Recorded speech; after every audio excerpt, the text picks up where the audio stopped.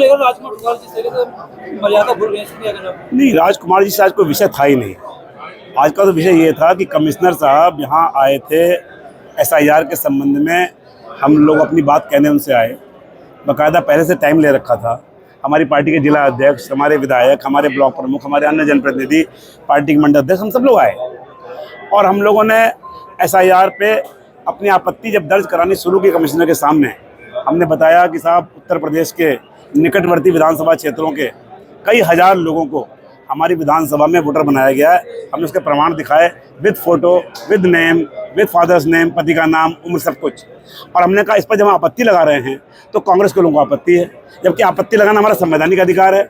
आपत्ति सही होगी तो स्वीकार होगी, गलत होगी तो खारिज होगी, लेकिन आपत्ति लगाना हमारा अधिकार है।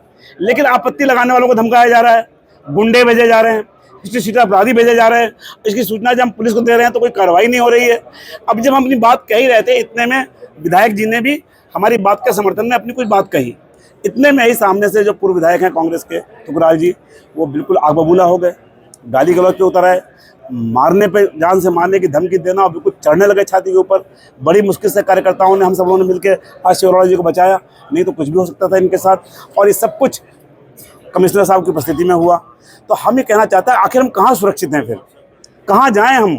किससे न्याय मांगें? किससे बात करें?